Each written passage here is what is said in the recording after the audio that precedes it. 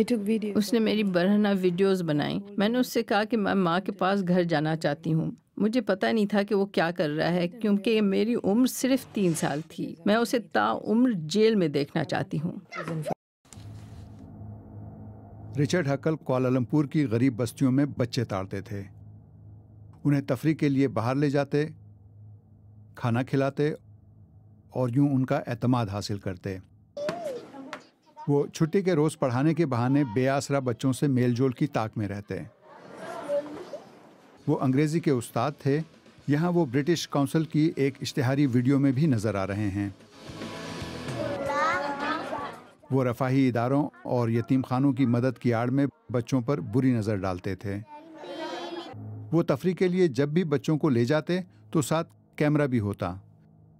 بچے انہیں انکل کہتے تھے، مگر انہیں اس مقدس رشتے کا پاس نہ تھا۔ ان کا مقصد تو بدفعلی ہوتا اور اس سب کی فلم بنتی، نتیجہ ہزاروں تصاویر اور ویڈیوز۔ پھر وہ انہیں ڈارک ویب یا انٹرنیٹ کے بدنام زمانہ خفیہ صفحات پر شائع کرتے۔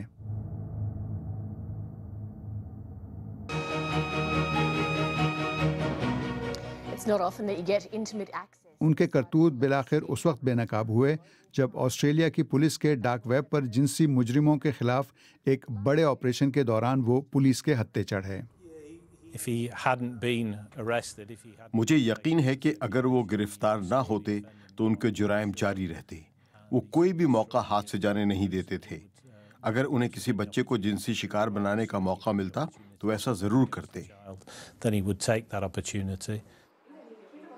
ہکل کا شکار ہونے والے بچے جذباتی طور پر زخمی ہیں کیونکہ وہ اس شخص کی جنسی درندگی کا شکار ہوئے جو بظاہر ان کی مدد کو آیا تھا، جس نے اپنے مذموم عزائم کے لیے مذہب کا لبادہ اوڑھ رکھا تھا۔